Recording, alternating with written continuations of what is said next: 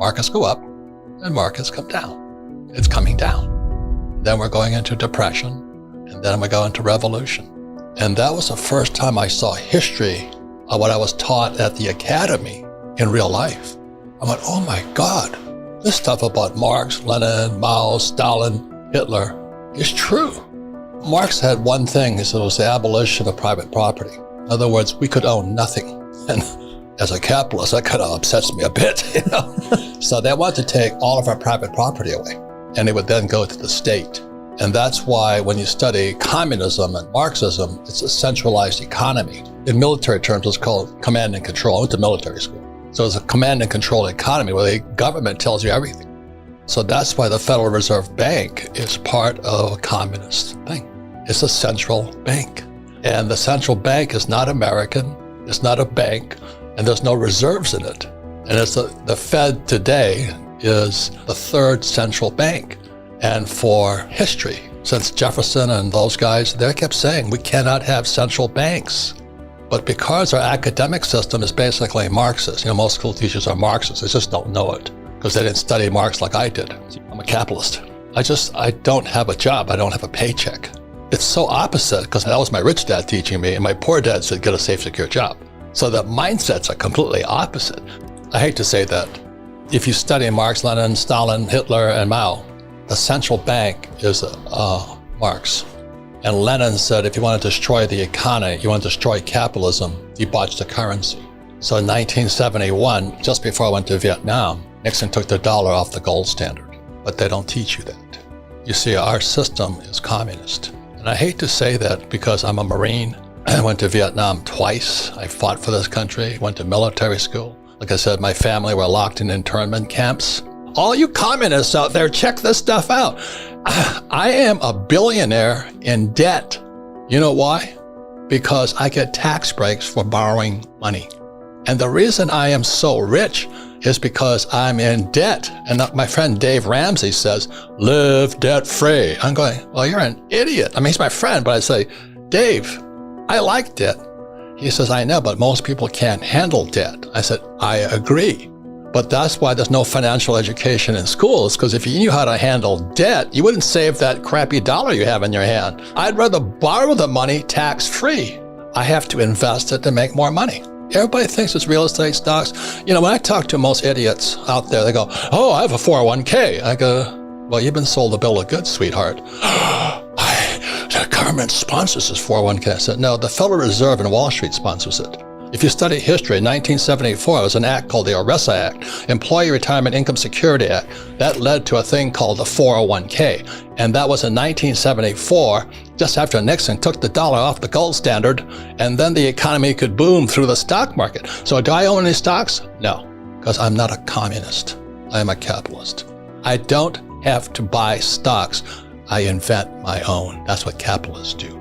The more money I borrow, the less tax I pay.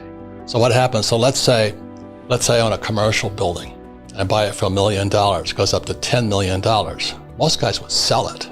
The moment you sell, let's say, a basis of 1 million to a basis of 10, I have a $9 million capital gains. So instead of selling it and flipping it like those flippers do, I don't flip, I don't sell. See, the moment you sell, as you know as an attorney, you've now executed a capital event, a taxable event. So what I do, let's say I buy a property for $1 million, it goes to $10 million. I'll borrow out 5 tax-free. It's going to crash. We're on a depression right now. A recession is 2 quarters of declining growth, but a depression is suboptimal growth. So you could have, let's say your GDP should be 4%, but you're operating at 2%. That's a depression. People don't know history. Is that what happened on September 17, 2019? There was a crash in the repo market. The average person has no idea what the repo market was. Then what happened in 2021, so they pumped up. So the last time there was a crash in the repo market was 2008. So I'm sitting here in 2019, September 17th. I said, my God, the repo market crashed. And then a few months later, COVID appears. I went, oh my God, here it is. Repo market is, I call it the pawn shop. It's where people go in there and what happened at the repo market is the Fed starts pumping money into the commercial banks like Bank of America and those guys, Wells Fargo. So they started pumping money into the banks because the banks were empty. That's what happened when Lehman Brothers went down. They didn't have enough cash in them. But it's not even goes into the economy. It stays within the banking system. So what happens in a reverse repo, so 2008 was a repo, 2019 was a repo, and what happened in 2021 was a reverse repo. The money started coming out of banks and going back to the Fed. Now the average guy, what does that mean? It means that the commercial banks don't trust their assets. Their assets are questionable. There's a valuation. Valuation is an opinion. This house is worth $10 million, but that's an opinion. So they started wondering what was the true valuation of their so-called assets. So the money started coming out of commercial banks like Bank of America and Wells Fargo, flowed back into the Fed because they'd rather have it at the Fed than in the marketplace. My friends are billionaires. That's what we talk about. The average person has no idea what we're talking about. We have to watch the flows of cash. I'll bet you $1 million. You ask 100 people what the repo market is, you'd be lucky if 50 know what it means. That's not a mistake. It's not an indictment against them. It's an indictment against the school system. It's criminal. I mean, the only reason they gave the CEOs all that money is so they could repurchase their stock. So let's say I'm IBM or Ford. You give me $1 million, right? So I borrow $5 million from the Ford's treasury. I buy $6 million of my stock. It jacks the stock price up. So mommy and daddy with their 401k, the Ford Motor Company went up in price. It's all floating on debt. Let me just say this much. Markets go up and markets come down. It's coming down. And then we're going into depression, and then we go into revolution. Depression is when more jobs are lost and they're going to have to print more money. Just as they did to prevent when Fauci, fascist Fauci shut down the U.S. economy, the whole world economy is shut down. How can they pay people not to work? America is now the largest debtor nation in history. Student loan debt is out of sight. Consumer loan debt is out of sight. Stock market is all based upon debt. The debt to GDP ratio, it was really simple. When debt to GDP hits 90%, so we have 90% debt to GDP. That's pretty optimal.